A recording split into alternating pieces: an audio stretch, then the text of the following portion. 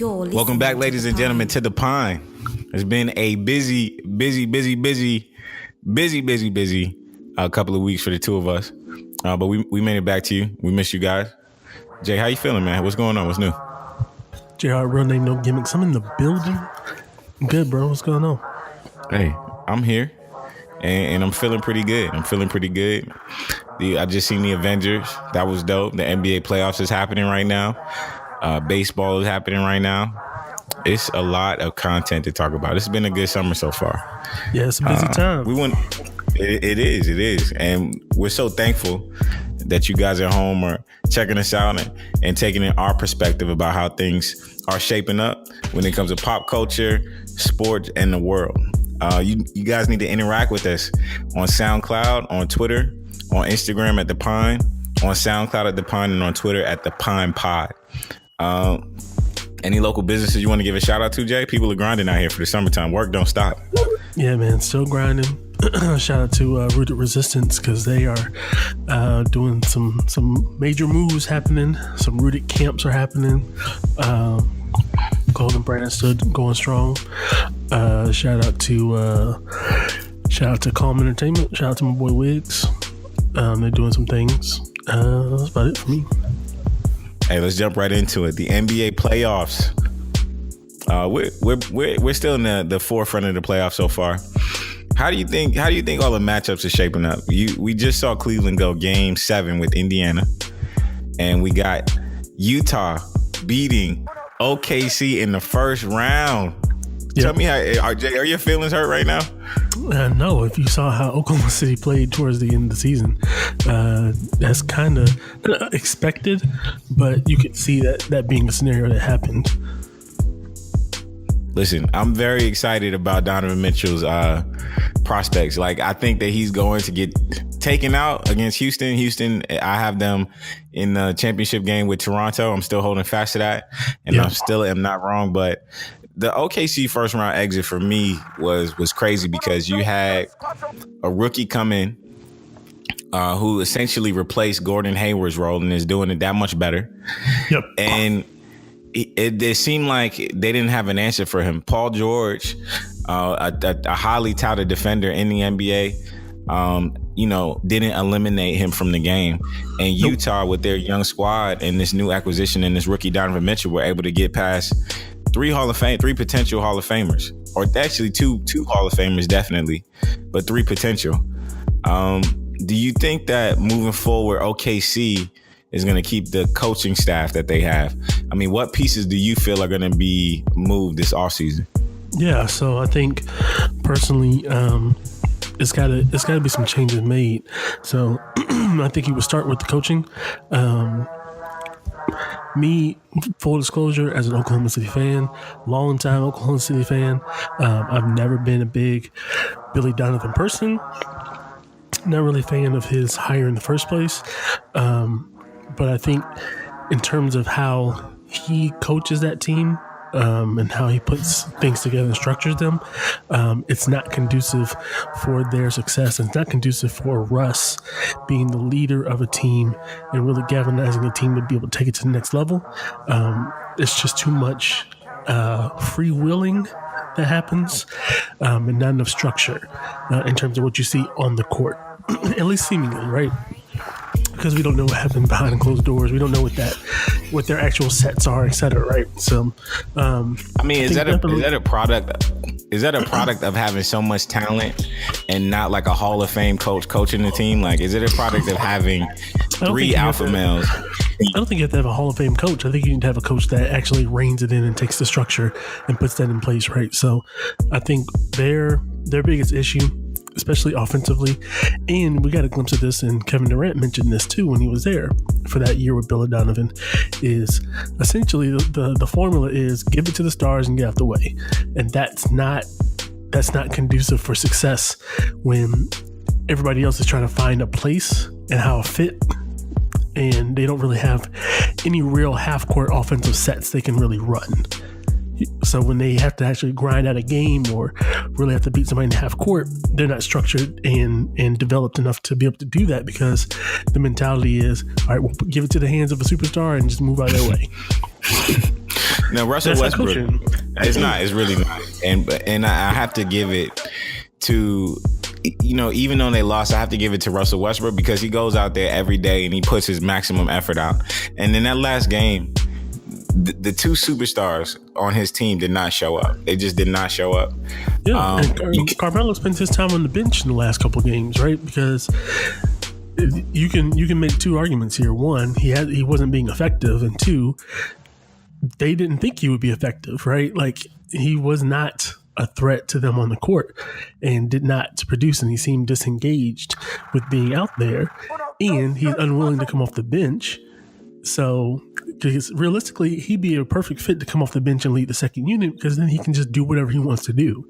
He can control the ball. He can be ball dominant. He can make the plays. He can do what he wants to do. But in that lineup with Russ, predominantly the main ball handler, and then Paul George, the second option, like, Carmelo can't be a third option, or seemingly he doesn't seem okay being a third option on a team, right?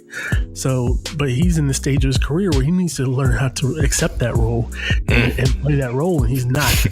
He seemingly refuses to do so. On that team with Paul George and Russell Westbrook, there's no way that Carmelo's the number one option, right? And I think he has to realize that too.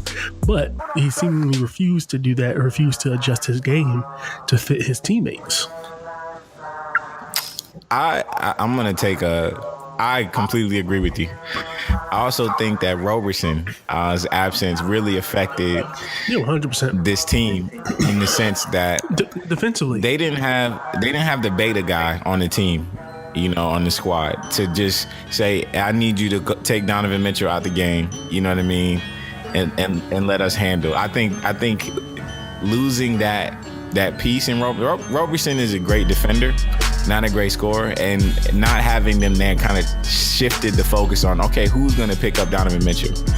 Obviously, Joe Ingles was in Paul George's head the whole entire game, and you got to give it to Ingles too, because he's going after a superstar and taking him out of his game.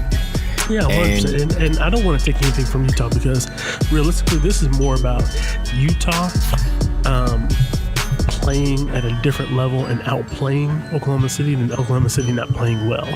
To me, it is important to note how bad Oklahoma City really played, and they played very bad in all those games and were still in those games. But it was more about Utah being able to take things away from Oklahoma City and take them away from playing the game they wanted to play and outplaying them, just period, point blank period. Agreed. Donovan Mitchell, you got to give it up for him, but not the Utah Jazz fans. Towards the end of the game, Russell Westbrook was exiting the stadium, the arena, and a fan literally put his cell phone in a player that just lost face, and we don't know what words were said.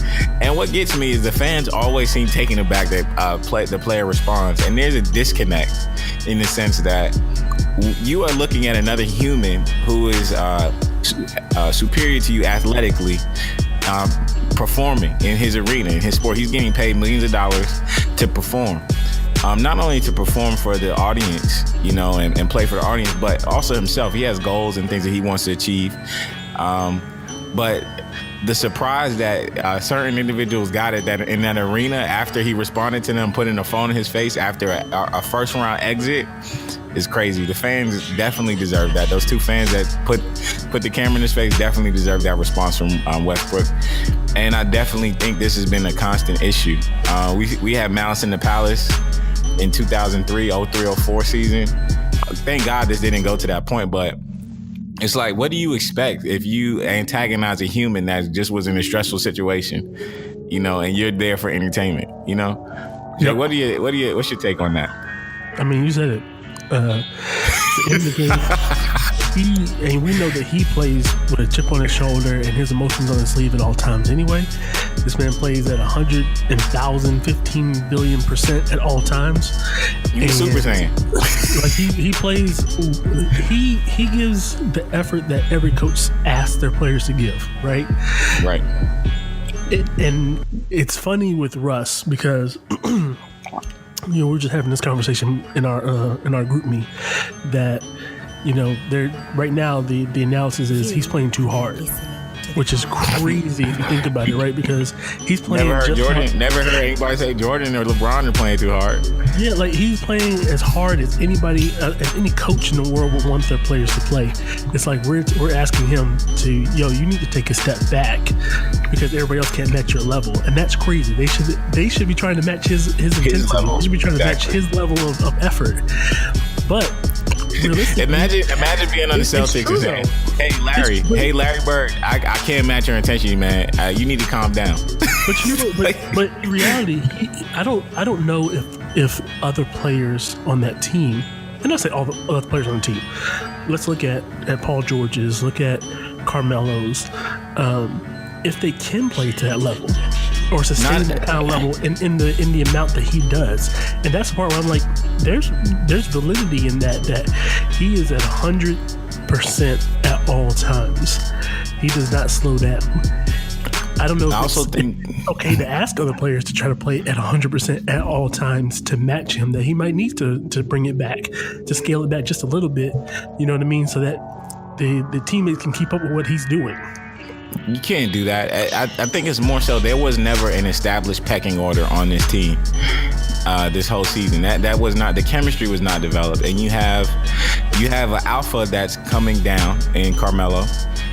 You have Paul George, who is an alpha male, but his personality is not the same as Westbrook's. And then you have Russell Westbrook, who is at 1,000% all the time. Yeah, but this is why I will say that, and I say it in the sense of, if you looked at that fourth quarter, right, his effort, I would never say not make the effort that he makes, right? Where it plays out is his decision making, because the shots that he's taking aren't necessary, right? They're early in the shot clock. He doesn't need to take those shots. He can be more patient. And that's where I say he needs to slow down, right? Because he can get a better shot. He can attack the rim. He doesn't have to pull up for a jumper 15 times in a row. And we saw that on the last possession. We were live texting and live tweeting each other about that. Yeah, where I'm okay with it. Where I'm okay with it is that nobody else wanted to shoot the ball, so he's going to shoot, right? And some of those are open, so he's going to shoot your shot. Shoot your shot. Like, you would hope one of those was bound to go in. It just didn't go in, right? So I can't fault him for the end of the game stuff, because most of those were open shots and he just didn't make it, right? Because if one of those went in, it's a different conversation immediately. It is. He's a GOAT. We can't wait to see the Houston OKC matchup. That we've all been waiting for. Is just a completely different narrative. But you go back, 3 possessions before that, and he, gets a rebound, runs up the court, immediately jacks up a 3, contested. Like, okay, that's where you need to slow down. Right. You know what I mean? And it does take some of the other people out of their rhythm. So I can see that point too. But in addendum to that, Paul George, who was shot bad the entire series, shot terrible since the All-Star break, but shot bad the entire series, looked like he didn't want to shoot the ball anymore. Like, he did not, like, Joe Ingles bumped him one time, he immediately went and passed the ball off. Joe Ingles took his soul from him. Yeah, why are you letting Joe Ingles shut you down, right? Those Australian guys, man, they're tough. They will not back down. And they play with a chip on their shoulders too. Look at Adams on the same team. Those guys are really tough. And that was very, very interesting to see Paul George get eliminated like that. Mentally. It's not about ability. He got mentally taken out of that game. And this is what I'll say. This Joe Ingles was reading the 48 laws of power or something. This is where I actually answer your question. So what should they do? Well, Billy Donovan has to go. That's the first thing that has to happen. Billy Donovan has to go. Carmelo has to go. Now Scott Brooks left as well too. So and you're seeing with Scott Brooks in Washington, they're having the exact same issues that happened with Oklahoma City. The exact same things. They got 2 coaches in the past 2 coaches, and this is nothing against Scott Brooks, because Scott Brooks is an incredible coach to me. He can only get you so far.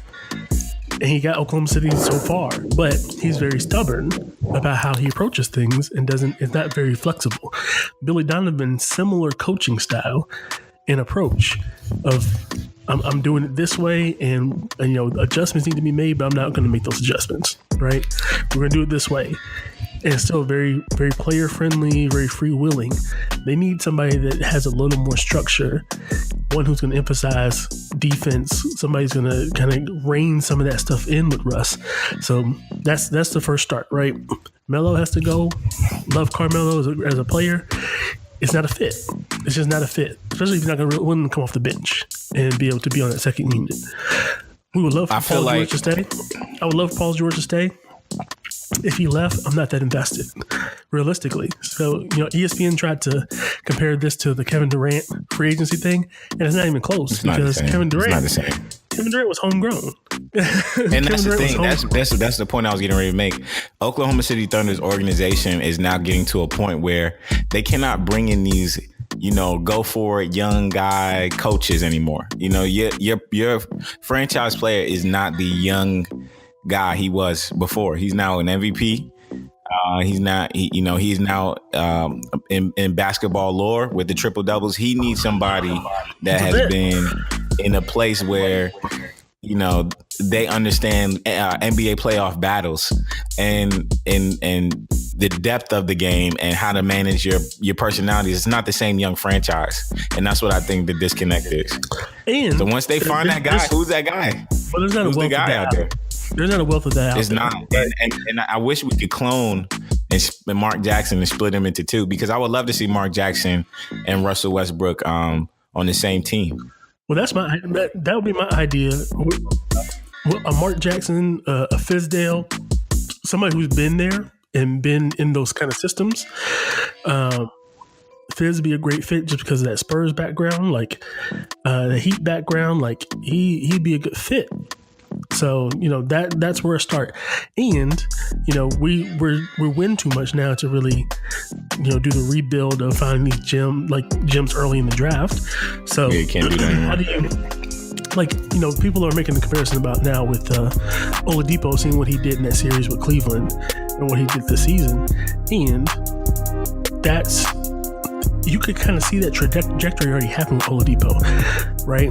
Like, it's not because he's not. It's partly because he's not with Russ, because now he's the focal point of an offense.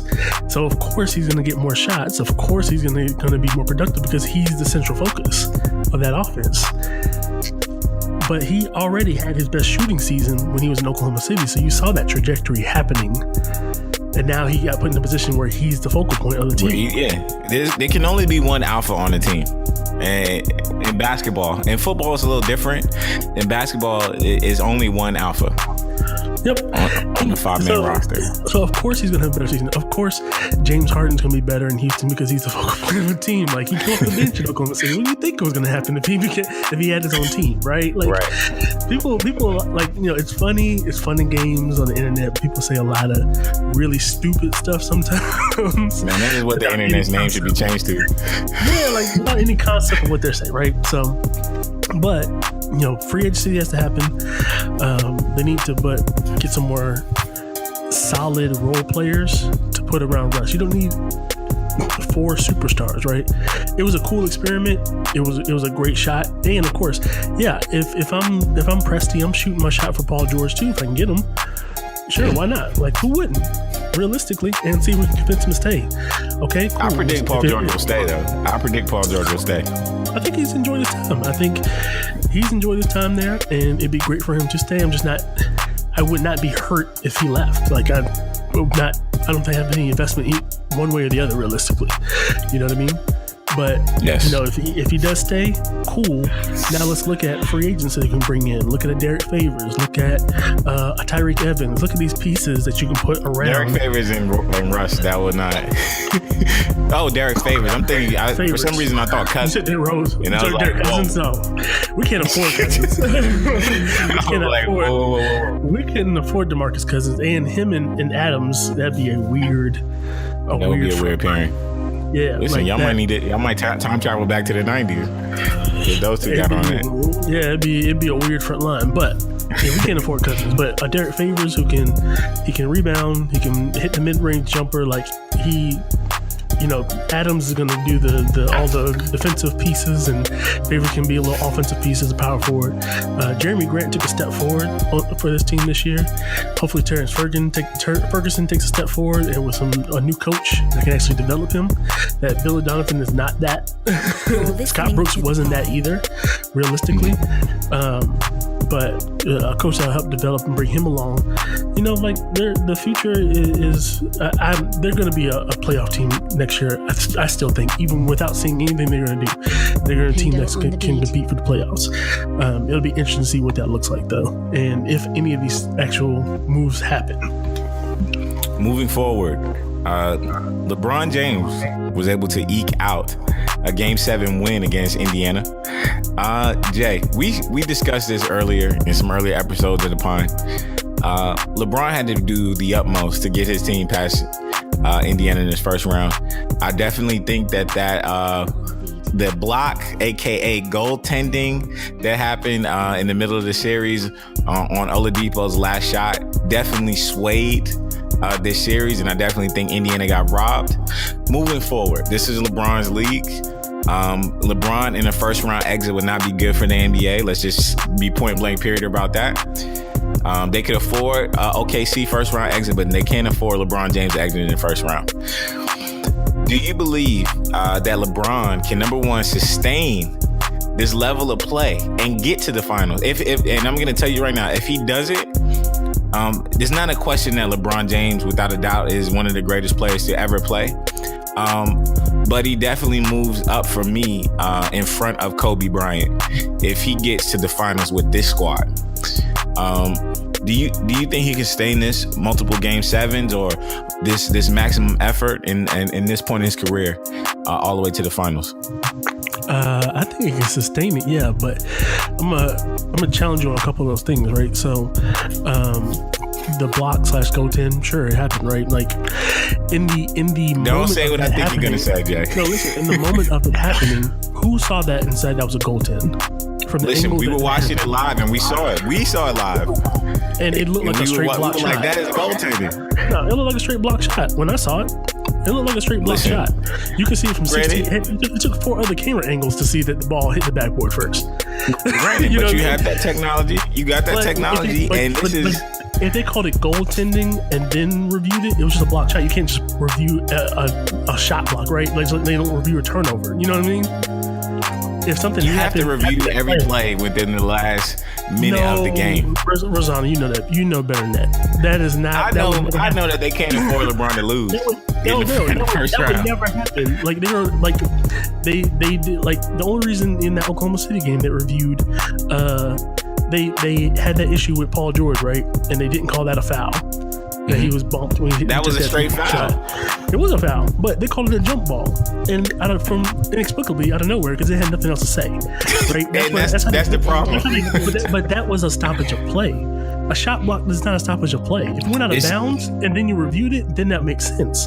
But in just the action of the game, it's not a stoppage of play. It's just a block shot. But right? before LeBron hit that game-winning shot, there was a period in time where they could have, hey. But what would spark that? You see what I'm saying? Like if they called it goaltending and then reviewed it, that would be different. If somebody just got a steal and went for a layup, and then somebody called a timeout, they're not going to review and say the steal happened or if he stepped out of bounds or anything. It's the same thing, Rossano. It's the exact same thing. There was a stoppage where LeBron got the ball on an inbound and hit that 3. So they call it timeout, but you're not going to review that. You're not going to review that based on the fact that he just blocked the shot. Nobody disputed that it was a block shot. You see what I'm saying? It happened. They call a timeout and they move forward. But they're not going to sit there and go, hey, let's go back and look at that and see if that actually was a block shot or not. You see what I'm saying? I do. You see the difference? Because like if they call goaltending and then call a timeout, that would be reviewable, right? Because that goaltending would constitute a stoppage in play. Then it's something reviewable, like a foul, like if the ball went out of bounds, like those things would constitute that stoppage of play, and then maybe it's reviewed. But just a regular play, that wouldn't stop the game. You know what I mean? Yeah. It would make but it's hard. But that did change the outcome of the series. Well, they lost the next game, Rossano. But they would have been up. They would have been up. They would have been up. Okay, but you're also making an assumption that if they called that goaltending, that LeBron wouldn't make that 3-pointer, and it would still be a 1-point win. And I'm going to tell you right now, that's an assumption you can't make either. It is a big assumption. It's not even a big assumption. What is a player's mindset after he's like, man, they just called a goaltending on that? Just like the team is like, man, they just called a block on that play?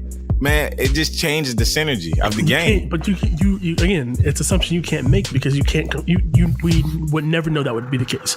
I know, that's why we need a Tom Stone. We need a Tom Stone from the bench, bro. We never know LeBron wouldn't still make a 3. You know what I mean? If it was a 3-point game that was sent into overtime, that's a different argument. That 3 points changes anyway. You know what I mean? It's still a Cleveland win regardless. Okay. It's a 1-point win by Cleveland regardless. They lost the very next game and got beat and got whooped in that game. So I can't say that it changed there were other plays in this series too, but granted, the LeBron won.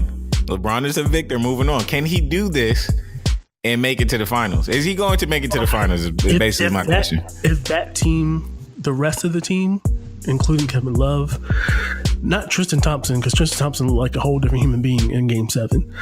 But if Kevin Love, if they don't start actually playing Clarkson, if the young people they got in don't start playing to their level of ability to play, no, there's not a chance.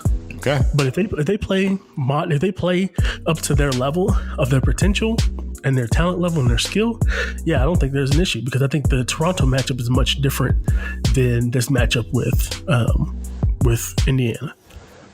I agree. I just think if LeBron keeps going in Game 7s, by the time he gets to the conference finals, he's going to be worn out. You know, there's no way you can do that with this supporting cast. You know, sure. But I think it's just a much different matchup with Toronto. And again, league is about matchups, right? Because Portland on paper probably should have beat the Pelicans, but in reality, had nobody for Anthony Davis. All the length that the Pelican had, and you can't account for Drew Holiday deciding he's going to play like LeBron. You know what I mean? Like Drew Holiday out here putting up 40 in a game. Like, you can't account for that, right? So, and you can't account that Dame would just be bad. That Dame would just have a bad series and just play way below his level, right? So a lot of times it is the matchups that change it. So, you know, we'll see. I still am a firm believer that Toronto just can't get it done. That's just me. We shall see. I still got Houston and Toronto in the finals, so we shall see. But the way Golden State was looking in that last game against New Orleans, I'm like, whew, it's not even close. We're going to keep it moving. Yeah, we don't know. And this will take us to our next segment. We got this new segment for you guys called 3 Words. Jay, I'm going to provide a name of a individual. It could be an athlete. It could be an entertainer. And I need 3 words from you right off the top of your head. So we're getting ready to start. You ready? Yep, let's do it. Russell Westbrook. 3 words. Take better shots.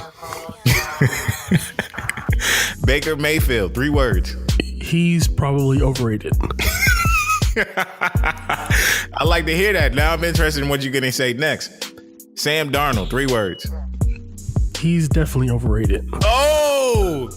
You know, we're going to address this in a second. Lamar Jackson. 3 words. He's sitting out. Josh Rosen in 3 words. Best of them. Kanye West in 3 words. I don't know. That's 3 words. I don't know. That's still 3 words. I don't think anybody knows right now. But listen, that concludes our segment. And Jay, we're moving into the NFL draft. So now I'm going to ask you questions about these 3 words. Let's talk about it. Okay, the draft just happened. It was a great time. April 27th, draft day, ESPN, NFL Network, Fox. So Baker Mayfield, I sent you a text message early that morning before the draft of Baker Mayfield in his room. He had a lot of Easter eggs in regards to where he was going. Baker Mayfield was selected number 1 overall. by the Cleveland Browns, and you said he's overrated. Yeah. Tell me why. He's a Heisman Trophy winner, most accurate quarterback last season in college football, has the intangibles, has a lot of leadership qualities, kind of hot-headed, but we just talked about Russell Westbrook's need to play at 100% all the time. Why do you think that Baker Mayfield is overrated? And did the Cleveland Browns choose correctly? You're listening so this is where they have a history of choosing bad quarterbacks. Yeah, and I think it's less about the quarterback and more about Cleveland. And I think in the structure of that organization, he's overrated. Not because, and I don't even mean that in a bad context. I think he probably wishes he was overrated too, or he wishes he wasn't rated as high as he was, because he wouldn't be stuck in that black hole. That's Cleveland. You know what I mean? And having to kind of figure that out, because they fumbled that very next pick right up immediately, right? Like, I think so, because Bradley Chubb was on the board. You had the ability to put Chubb with Garrett, and they got a corner that they could have gotten later. Like, this is true. They Cleveland it up, right? So I think they're putting a whole lot of pressure on him for a guy that didn't rise to the occasion under the pressure in college, to be now the 20 whatever savior quarterback for the Cleveland Browns. Cleveland has an organizational problem. A lot of these problems fall on the players' backs because they are the ones with the ball in their hands. But these players are not making decisions when it comes to putting pieces around them. And if I'm Mayfield, I'm like, I'm going to take it. Listen, I got drafted to the NFL. I got drafted number 1. I'm going to take the money. But I'm coming to an organization that just traded up to draft Deshaun Kaiser at the end of the first round last year, and they're already replacing him with me. And passed on who? Who's that guy? Deshaun Watson. Like, you know what I mean? Like, if I'm sitting, I'm just like, I'm already seeing that there's a problem in this organization right out the get-go, right? Right. Because now Kaiser, who didn't even get a chance to even try to develop, they threw him out here and already said, you're out. Next one up. Yep. That quickly, right? That would alarm me as a player. It is, and this is where so many people at quarterbacks in Cleveland fall on the sword, because they're like, you are the savior. I was talking to a Cleveland fan, and when you hear certain fans, they are literally jaded in regard. They don't really know where their organization is going, and they become unrealistic of what their team is doing. You know what I mean? As a Jets fan, I was doing that for a long time. That's why I'm not completely 100% sold on Sam Darnold. We've had so many USC quarterbacks come, into the league and not pan out into anything. They've been good, they've been solid, but they have not delivered. At this point in time in my life, that's actually part of my argument with Baker Mayfield, because Oklahoma quarterbacks are the same thing. Mm-hmm. Jason White, Heupel, like all these Oklahoma quarterbacks, and there's never Bradford, like, and he still gets starting quarterback jobs, and he hadn't shown that he can be I don't get it. You know what I mean? Like, and Josh Rosen, we'll come back to him, but Josh Rosen's going to take that spot from Bradford probably pretty quickly. Wow. That's a hot take. I like Rosen. I agree with you. I think he was the best out of all of these guys. To me, everybody's comparing him to I've heard comparisons to Aaron Rodgers, but he looks like a Matt Ryan. And as much, flack as the Falcons have gotten with Matt Ryan as a quarterback, and 1 minute they're like, we love him, the next minute they're like, let's get rid of him. Yeah. The consistency that I see with Josh Rosen on his throwing motions and his poise in the pocket, his frame, he doesn't have the ability to run. He doesn't have escapability. And sometimes that's a great thing in the NFL, because you're limiting the amount of impacts on your body. And we've seen scouts say and GM say, man, we love this dude. This dude plays like a linebacker and he can scramble. But look at what happened to Andrew Luck, who was the prototypical, tough guy where he could take a hit from a linebacker and throw the ball. He's broken up now, Yep. I think that's going to play in the Rosen's in favor. I think that's where Baker Mayfield has most of the people in the draft, with the exception of Lamar Jackson, because he does have that playmaking ability, and not necessarily he's such a great runner. He's just very creative in the pocket to be able to move around, make plays, maneuver around. But there is way too many similarities between him and Johnny Manziel. Thank you. I agree. I think that he is a Manziel with his head on a little bit better, a lot better, and better accuracy. Like he's a more accurate passer. A little bit more self-control than Manziel. I don't know if he has a whole lot more self-control, but definitely a little bit more. You talking about off the field or on the field? Both. That's important. So it'll be interesting because, what is the personality of this team trying to be? And that's the question, right? And this comes from an unbiased perspective. From a biased perspective, I want him to fail. I want him to fail miserably. I want him to be the worst quarterback in history. I want them all to fail miserably. As from a biased standpoint, but from an unbiased standpoint, like he's talented. That's undeniable. But history, what we've seen from Oklahoma quarterbacks, what we've seen from Cleveland, being in Cleveland, I don't think Hugh Jackson is that great of a head coach. He's a great offensive coordinator, and he's just not a great head coach to me. So I gotta blame. The organization is not good. It's not. It's a recipe for disaster and a recipe for failure. But once again, here's the other side of it. Baker Mayfield allows the Cleveland Browns to win even 7 games. I mean, the whole narrative is going to change. And let's look at this. I don't think that he's going to be starting this season. Correct. He might come in. It's Tyrod Taylor's job. They've already said that it's Tyrod Taylor's job. And to be honest, that gives Hugh Jackson a little bit more longevity, because they can say, well, we were grooming him. He wasn't ready yet. Let's bring in Baker Mayfield, see what he does, in week 8. How does he develop? He also has Josh Gordon, who is a project as of right now. Jarvis Landry is probably the most solid thing that team has. Well, I mean, they have a lot of pieces. That's why they do. As a Ravens fan, I'm miserable, because offensively, between Gordon, between Landry, between Gordon, when he's on the field, is undeniable. It's undeniable. When he's on the field, he's undeniable. Now you add Landry to that, Corey Coleman, a healthy Corey Coleman with that speed, Carlos Hyde, Nick Chubb, Njoku at tight end. Like, they have a lot. They do.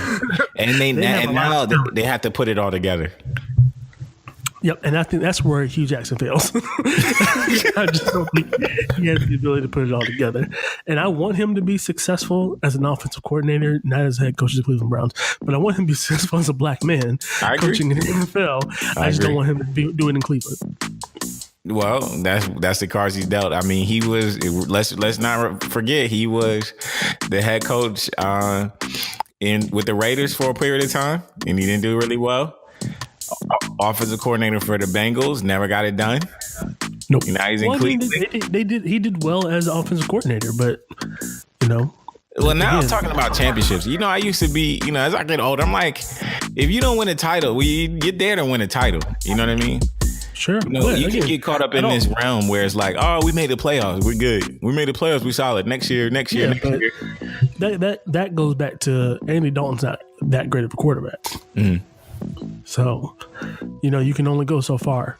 And all of this that we're talking about, it ties in directly with the Texans team. The Texans have too many pieces to not be a solid playoff team and be causing problems in the AFC. So, they made great strides in their starting quarterback. Deshaun Watson got hurt, but I'm not going to just go after Hugh Jackson in this situation, because O'Brien has a lot to accomplish right now. He's been given a lot of opportunity, and he's got one of the best quarterbacks. And if they don't win a playoff game this season, come on, yeah, dude, you gotta go. He's gonna be on the clock. Todd Bowles on the clock for your Todd Bowles on the clock. He's definitely on the clock, and Sam Darnold is. It'll be interesting to see. It is. So I'm not gonna put him to the fire, but it'll be interesting to see. Other draft notables. the Broncos look scary immediately again. Putting Chubb across from Von Miller. So that immediately looks scary again. We can get into your team. We can get into our teams. Come on now, let's get into our team. And this is what's interesting. This is why it's meant to be, right? Because this is the first time we've doing this podcast. This is the second year we're doing it, and you have a situation where this draft directly affects our team's future, and also it shows us how trash our teams are. We drafted Lamar Jackson, right? Lamar Jackson. The listeners don't know. You're listening to Jay is a huge Ravens fan, and we've been talking about the issue with Lamar Jackson being drafted. What are the chances that he falls to the Ravens? I'm happy to see that. So what's funny is they traded back in the draft. They traded back twice in the first round. Right. Still got the tight end. Still got one of the pieces that they needed.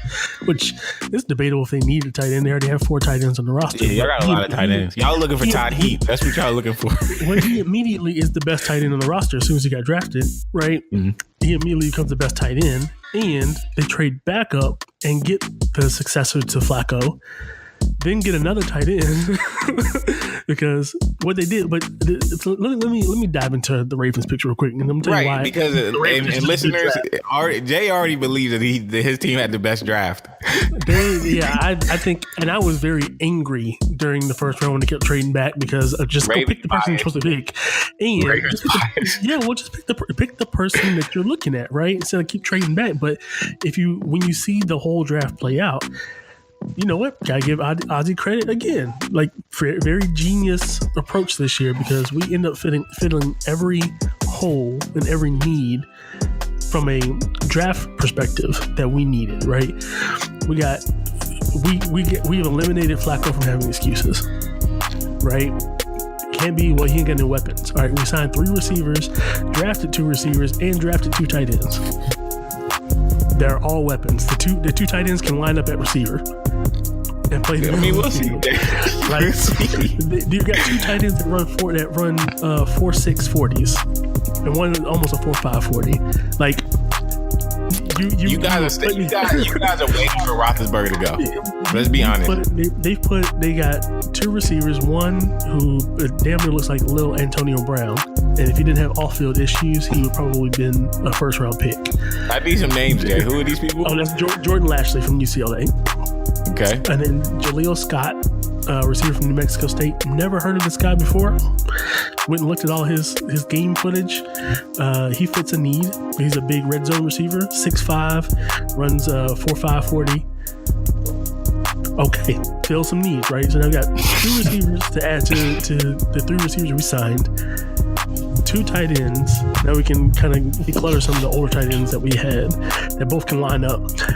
Got offensive linemen to try to help protect Flacco. Went and got a safety because we don't have 3 on the entire roster. Went and got another cornerback from Alabama who has speed. Like, they went and got another inside linebacker. Like, they hit all these pieces. Is a cover linebacker. Listen, Jay, in this draft, every draft only produces maybe 2 guys that are really good.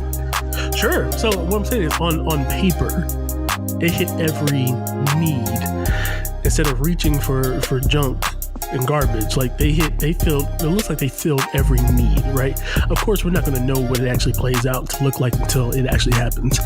But on paper, which most people grade drafts on paper initially because they haven't played a game yet, on paper, they hit every need and I'm excited. Okay. When it comes to the Jets drafting Sam Darnold, I never thought that he was going to fall to us. I wanted Josh Rosen. I feel like Josh Rosen has the potential to be the most successful out of this draft class. This is a hot take because we will take this clip of what I'm just saying and we're going to replay it, later on, just throughout the season, throughout this upcoming season, and see. I think that Josh Rosen is going to be the best out of this team. This draft class. I think Lamar Jackson is going to be probably the most exciting. I hope that he stays healthy. I hope that they give him a great offensive line. I hope this is not a Troy Smith, situation again. And when it comes to the Ravens, where you have a Heisman Trophy winner, very talented in college, comes to the league and he just doesn't have. It's just not the right timing for him to be great. Baker Mayfield reminds me of Johnny Manziel Part 2 with a better attitude, more focused on winning football games, more blue collar. Sam Darnold reminds me of rookie Ben Roethlisberger. And people look at me crazy. The analysts are saying, oh, he reminds me of Brett Favre. He's got the gunslinger Andrew Luck. He doesn't look like that to me. He looks like his first few years in this league, he needs to have some restrictions as to what he can do. You cannot just give this guy the reins to the franchise at 20. He's very talented. He can make plays, but you have a 5-year window with this guy. He is 20 years old. He can be 25 years old in 5 years and have that much experience. And that's great. You can't ask for a better situation from a franchise guy, right? But throughout that process, you need to be putting a shield around him when it comes to the running back, when it comes to your defense, when it comes to your offensive line to help him develop. So when he does make mistakes, there's some kind of support system there to take the heat off his shoulders. New York can ruin Sam Darnold if they give him the reins right now. And I hope that Teddy Bridgewater starts this season and does well. And to be honest, Sam Darnold doesn't get to play until maybe next year because he has so much time to be great. He has so much time to be successful. The franchise, Lamar Jackson, we know Lamar Jackson. Well, what's interesting is all of these quarterbacks have a lot in front of them before they have to take the weight of the NFL on their shoulders. Lamar Jackson has a franchise guy in front of him who's not been producing. Lamar Jackson, we really don't have to see him for the next 2 years, to be honest with you. It's still the Ben Roethlisberger era in that division. Baker Mayfield, you guys have ruined, Cleveland has ruined quarterbacks for 10 years. He does not need to come out right now. You know what I mean? You have Tyrod Taylor, who almost made the playoffs last year. Okay? So I'm saying Josh Rosen, when it comes to the only team that really needs to start their guy now is the Buffalo Bills. And I don't really care about them, nor do I care about Josh Allen in general when it comes to the tweets that he said. And, I apologize. I'm not the same person, man. He should have fell to the second round, as far as I'm concerned. Strong arm or not. That's just how I feel about it. It happened to Larry Tunsil. But Buffalo is the right fit for Josh Allen in that regard. It's the exact right fit, and I hope he fails. Hey, Buffalo fans, I can't stand you, Bills Mafia. That's why y'all took Richie Incognito, because that's the culture that y'all have there. So cool, fine. You know what I mean?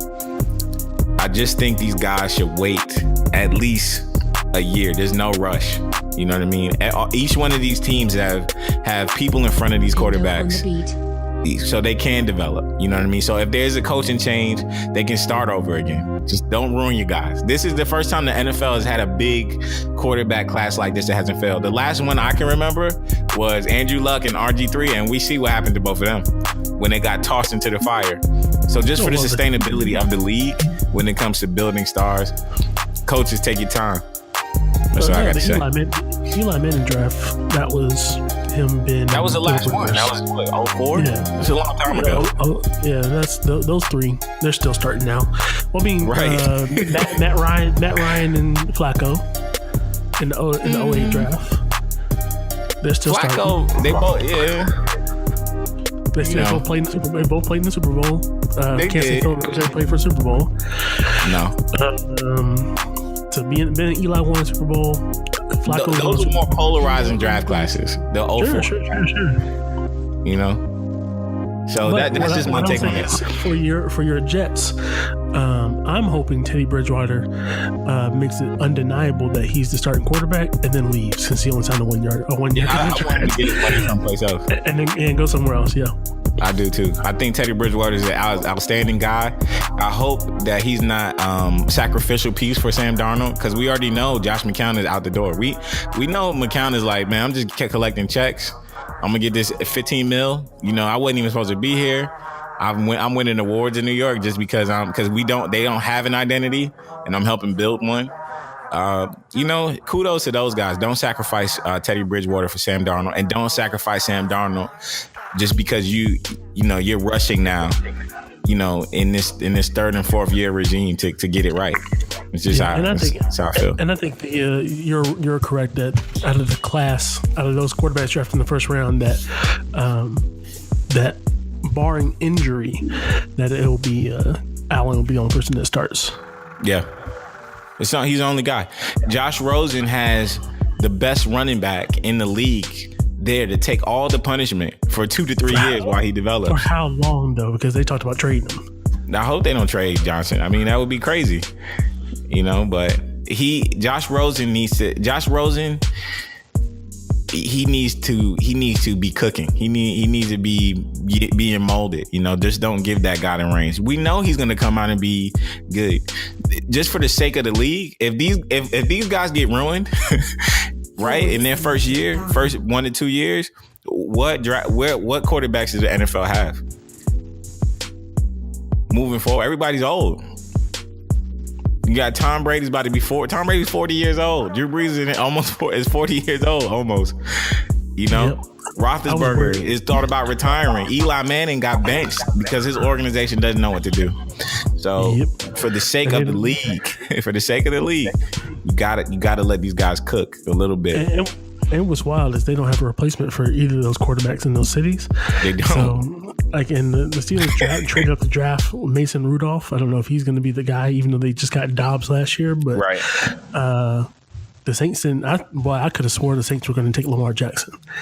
I just knew the Saints were going to take him because I was they passed surprised. on. I mean, I thought Lamar Jackson was going to be a Cardinal. Easy. Yeah, I thought the Saints would get him because they passed on Watson last year. So I just knew Lamar Jackson going to the Saints. So I'm thankful that he ended up in Baltimore. But it'll be interesting because right now, according to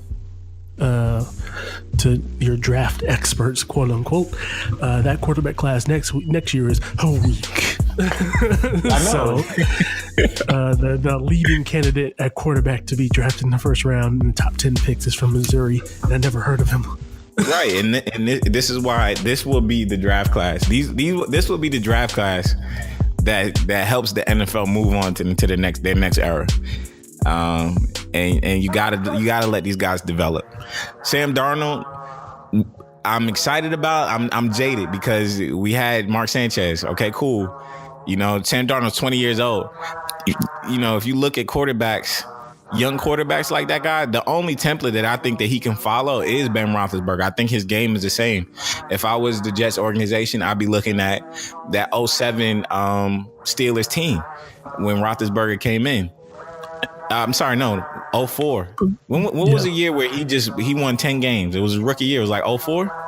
2003, 2004. 2004, where they just had a run. They had a solid running back. They had a solid defense, and they said, you just need to make this throw. You've got time to let him improvise if that's what he likes to do, but don't ruin him because you did that. If RG3 and Andrew Luck did not get ruined, that the league would be in a lot better place when it comes to the new turnover of players. So who's playing running back for y'all? So we have Isaiah Crowell. Okay, that's I knew somebody got signed. And we got Thomas Rawls, and both of these guys are running to the wall guys. If I'm correct, with what the team is doing, we got these two running backs just to take all this all the hits, take the ball out of the quarterback's hands, and just let him develop. I mean, that's just a template. If you look at the Bills, they have LaShawn McCoy. LaShawn McCoy will be running the ball like several times, with a rookie quarterback. If you look at the Cardinals, they have Derek Johnson, who will be running the ball. The Ravens don't have a solid running back. I know you're going to say, I forgot the guy's name, Missick. No, I was going to say Alex Collins. I'm sorry. Who carried the load last year. He carried the load last year, but you still got your franchise quarterback essentially, who's on his last leg. And Baker Mayfield, they got Carlos Hyde, who he's literally like been the transitional running back for every team he's been on since he's been in the league, and it sucks. It really sucks, but that's what I see is happening.